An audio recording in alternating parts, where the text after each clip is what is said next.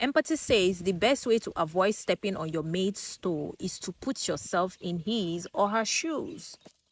That is empathy. Seeing the world from your partner's perspective. Several years ago, Les, was conducting training seminars for elementary school teachers.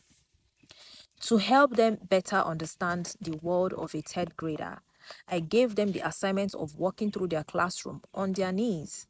I always assumed students were viewing the classroom as I was, said one of the teachers after completing the exercise. It looks so different from their perspective. We make the same error in marriage when we assume our spouses know what we are experiencing. You can never know what someone else is experiencing, the way they are experiencing it. They don't. Everyone interprets life from a composite of unique insight and perception. Life looks different for our spouse than it does for us. Yet we tend to assume that he or she sees life as we see it. Only after entering their world with both heart and head, however, we can accurately understand their perspective. But since you cannot enter someone else's world, you can never understand. So you have to depend on how they react and show you or tell you about it. To look at life through the same lens means asking yourself two questions. Number one, what does this situation, problem, or even event look or feel like from my partner's perspective? It's a very important question, especially for ladies to ask. Number two, how is his or her perception different from mine? Very, very important. Empathy is perhaps the toughest work of building a strong marriage, because most of us are wired to use either our head or heart, one more than the other. One more than the other. It takes a conscious effort to empathize. In our book, Trading Places, we describe how loving with our heart alone is only sympathizing, while loving with your head alone is simply analyzing. Empathy, however, brings together both sympathy and analytic abilities, okay, both heart and head, to fully understand our partners. Empathy says, if I were you, I would act as you do. I understand why you feel the way you feel. Empathy always involves risk, so be forewarned. Accurately understanding your partner's hurt and hope will change you. But the benefits of taking that risk far outweighs the disadvantages.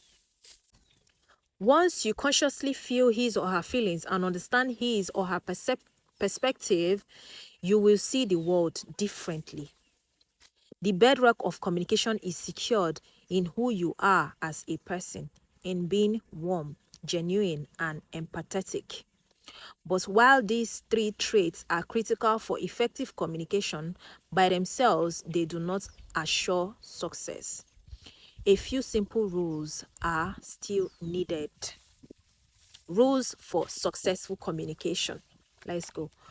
All the important communication tools can be reduced to 6 basic skills. If you learn them and use them, you will be able to give more love to your spouse, and your marriage will become supercharged with positive energy. They are: number 1, make I statement, not you statement. Number 2, practice reflective listening.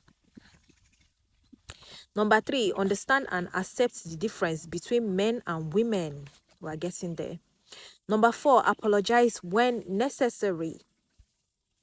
Number 5, power down and get offline. Number 6, communicate through touch. All right. Number 1, make I statement, not you statement. When you are upset with your partner or you feel hurt by him or her, your natural tendency is to attack. You drive me crazy. You never ask my opinion when you decide something important. A you statement like this guarantees a relational barrier. Your partner has virtually no alternative but to feel blamed, accused, and criticized.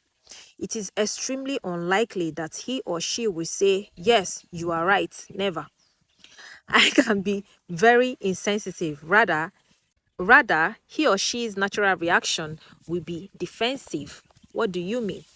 If you have an opinion, just say it. I can't read your mind. And then what typically follows is a returned you statement. You are the one that is insensitive. Did you ever consider the pressure I'm under right now? Volleying you statements is a surefire way to spoil an evening. This scene will be completely different had I statements been used to report how you felt or how you experienced the situation. For example, I feel hurt and neglected when you don't ask my opinion. That's so much better. Do you sense the difference? I statements dispense information to be understood rather than accusation to be defended. I statements are much more likely to elicit concern and caring from your partner. I am sorry, honey. I had no idea you were feeling that way. I statements do not cause defensiveness because they say nothing about how bad your spouse is. There is no benefit to making your spouse feel attacked. Instead of saying, "You are so careless. How could you forget that we were going out tonight?" It would be better to say, "I feel hot and a little scared when you forget things we planned together." This allows you to express your feelings of being neglected, but you are saying it without accusing your partner of intentionally hurting you. In place of "you try to make me feel stupid by always correcting what I say something like, "I feel very put down when you correct little things I say." Begin your statement with "I" rather than "you," and you will save your marriage from misery. This is the reason why I actually read these things out loud, because it's very easy for you to forget. And we can't keep going back to books like to but when I make, that's actually the reason why I'm making this video, so I can always come back to it. All right, communication is not what you say, but what your partner understands by what you say. Okay, when you make you statements, all your partner hears is blame and criticism.